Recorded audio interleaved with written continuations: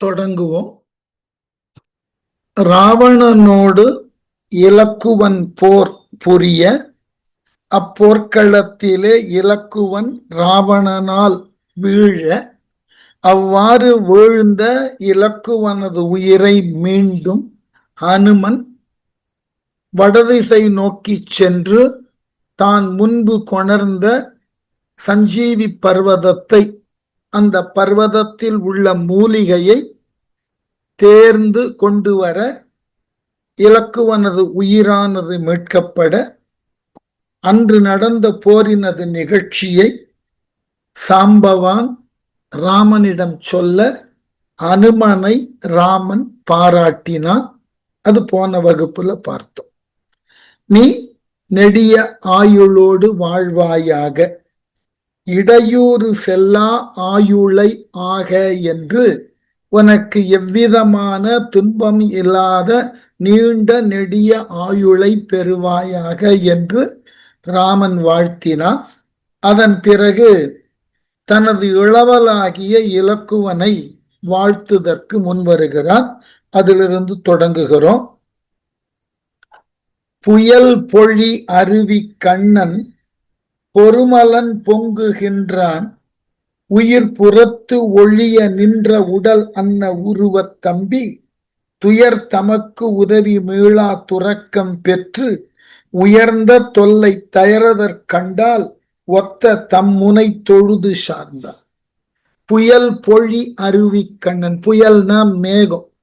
மேகத்திலிருந்து மழை எவ்வாறு தொடர்ந்து சிந்திய வண்ணம் இருக்குமோ, அதுபோல கண்களிலிருந்து கண்ணீரை சிந்திய நிலையில் இருக்கக்கூடியவன் பொறுமலன் பொங்குகின்றான். அழுது விம்மி கொண்டு அதே நேரத்தில் மகிழ்ச்சியையும் உடனாக கொண்டு ராமன் என்ன செய்கிறானா, உயிர் புறத்து ஒழிய நின்ற உடல் அன்ன உருவத் தம்பி, தன்னுடைய உயிரானது தன் உடலை விட்டு வெளியே நின்று அந்த உயிருக்கு ஒரு உருவம் கொடுத்தால் அது யாராக இருக்குமா? லக்குவனா இருக்குமா?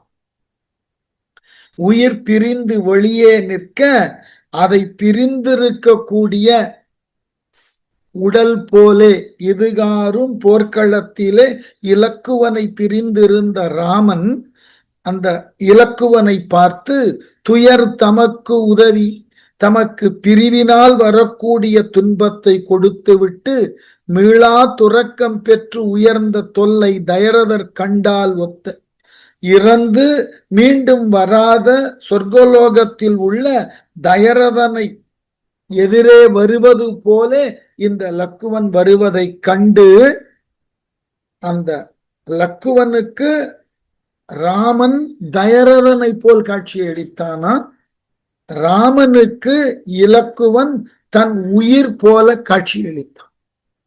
அப்படிப்பட்டதாகிய மிக நெருக்கமான உணர்வோடு தம்முனை தொழுது சார்ந்தான். தன் அண்ணனை வந்து வணங்கி அண்ணனினுடைய ஆசிகளுக்காக காத்திருந்தான். இலக்குவன் நோக்கில இப்பொழுது ராமன் தயரதனை போல் காட்சி அளிக்கிறான். இளவலை நோக்கி, ஐய, ரவி தன் குலத்துக்கு ஏற்ற அளவினம் அடைந்தோர்க்கு ஆகி மண்ணுயிர் கொடுத்த வன்மை துளவு இயல் தொங்கலாய், நீ அன்னது துணிந்தாய் என்றால் அளவு இயல் அன்று செய்தற்கு அடுப்பதே ஆகும் அன்றி. என்ன ஒரு மிக முக்கியமான செய்தின்னா, எதனால் இலக்குவன் ராவணனது வில்லை மன்னிக்கணும் ராவணனது வேலினை மார்பிலே ஏற்றான்னா, தன்னை சார்ந்தவர்களை காக்க வேண்டும். குறிப்பாக தன்னிடம் அடைக்கலமாக வந்த வீடனனை காக்க வேண்டும். அத ஜாம்பவான் சொன்னதினால இலக்குவன் மீது மிக அதீதமான ஈடுபாடு வந்தது ராமனுக்கு. என்ன சொன்ன, இளவலை நோக்கி தன்னை வந்து வணங்கிய தம்பியாகிய இலக்குவனை பார்த்து, ஐய, துளவு இயல் தொங்கலாய், துளவத்தால் கட்டிய மலை, துளவம்னா துளசின்னு அர்த்தம், துளசி மாலையை அணிந்திருக்கக்கூடிய இலக்குவனே, ரவி தன் குலத்துக்கு ஏற்ற அளவின், ரவின்னா சூரியன், நம்முடைய குலமானது சூரிய குலம். சூரிய குலத்தினுக்கு ஏற்ற செயலை செய்தாய் நீ. சூரிய குலத்துல உதித்தவர்கள் யார் ஒருவரும் தன்னிடம் அடைக்கலமாக வந்த யார் ஒருவருக்கும் இன்னல் வருவதை பார்க்க சகியார்கள். ஆகவே நம்மிடம் அடைக்கலமாக வந்த வீடனனுக்கு ஏதாயிலும் ஒரு சிறு துயரம் கூட வரக்கூடாது என்பதற்காக ராவணனால் எய்யப்பட்ட வேலினை நீ தாங்கினாய் அல்லவா? இதுதான் நம்முடைய குல மரபு. இதுதான் சூரிய குலத்திலே தோன்றியவர்கள் செய்தற்கு உரியதாகிய செயல். நம்மிடம் அடைக்கலமாக வந்தவனுக்கு எந்த விதமான துன்பமும் வரக்கூடாது, அதை நாம் முன்னின்று தடுக்க வேண்டும் என்ற எண்ணத்தினுக்கு உட்பட்டாயே. ஆகவே அடைந்தோர்க்கு ஆகி நம்மை அடைக்கலமாக வந்தவர்களுக்கு எல்லா காலத்தும் உதவக்கூடியவர்களாய் நாம் நிற்க வேண்டும். அது போன்று நீ செய்தாய். மண்ணுயிர் கொடுத்த வன்மை, உன்னுடைய நிலை பெற்ற உயிரை அடைக்கலமாக வந்த வீடனுக்காக கொடுத்தாய் அல்லவா? இதை காட்டிலும் நம் குலப்பெருமையை காப்பதற்கு வேறு என்ன நீ செய்ய வேண்டும்? அன்னது துணிந்தாய் என்றால் அந்த செயலை செய்தற்காக, அடைக்கலமாக வந்த ஒருவனுக்காக நம் உயிரையும் கொடுக்கலாம் என்று முன்னின்று அந்த வேலை மார்பிலே தாங்கி உயிரை விடுதற்கு முன்வந்தாய் என்றால் அளவியல் அன்று, அது நின்னுடைய தகுதிக்கு மிகுதியான அளவினை உடையது அன்று. லக்ஷ்மணன் என்று சொன்னால் இந்த மாதிரி செயலெல்லாம் ரொம்ப இயல்பா செய்யக்கூடியவன்னு பொருள். இது உன்னுடைய தகுதிக்கு சாதாரண விஷயம். ஏனென்றால் சூரிய குலத்தில் உதித்தவர்கள் அடைக்கலமாக வந்தவர்களை காப்பதில் முன்னிற்பார்கள். அதுவும் இலக்குவன் என்று சொன்னால் கேட்கவே வேண்டாம். ஆகவே அடுப்பதே ஆகும் அன்று நீ செய்தற்கு உரிய செயல் உன்னால் செய்யப்படக்கூடிய செயல்தான். லக்ஷ்மணன் என்றால் அப்படித்தான் இருப்பான் என்று இலக்குவனை பாராட்டி, அவன் மூலமாக சூரிய குலத்தை பாராட்டி, சூரிய குலத்தில் வந்தவர்களெல்லாம் தன்னலம் பாராது அடைக்கலமாய் வந்தவர்களுக்காக தங்கள் உயிரையும் கொடுக்க முன்வருவார்கள்.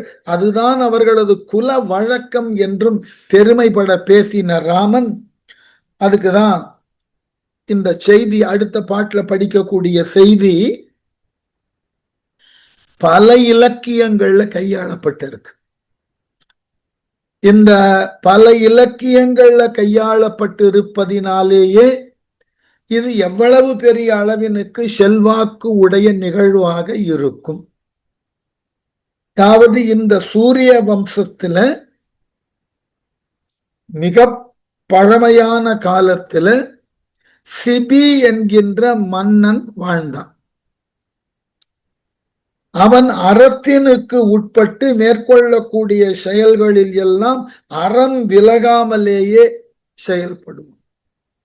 இதை தெரிந்து கொள்ள வேண்டும், இதை உலகினுக்கு அறிவுறுத்த வேண்டும் என்பதற்காக அறக்கடவுளர்களால் ஏவப்பட்ட 2 தேவர்கள், அவர்கள ஒருவன் புறாவாக வடிவெடுத்தான், மற்றொருவன் வல்லூரு என்கின்ற கருடனை போன்று இருக்கக்கூடிய ஒரு பறவை அதாக வடிவெடுத்து இந்த புறாவினை வல்லூரு துரத்துவதாக,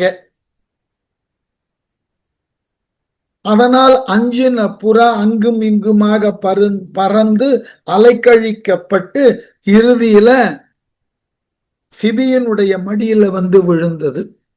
அவ்வாறு விழுந்த அந்த புறாவினுக்கு உண்டான ஆசுவாசத்தினை கொடுத்து, அதுக்கு உண்ணுதற்கு உணவு, நீர் முதலியவற்றை கொடுத்து பாதுகாத்தான். துரத்தி வந்த வல்லூரு, அந்த புறா எனக்கு உண்டான உணவு, அதை நான் உண்டாக வேண்டும் தாய் என்று கேட்ட பொழுது சிபி மறுத்து விட்டான். என்னிடம் அடைக்கலமாக வந்த எந்த ஒரு பொருளையும் நான் காப்பது என்பது என்னுடைய கடமை. இந்த கடமையிலிருந்து நான் தவற முடியாது. அப்ப என் பசிக்கு என்ன செய்வது? உடனே மன்னன் சொன்னான், அதற்கு இணையாக நான் என்னுடைய தசையை அறிந்து தருகிறேன்.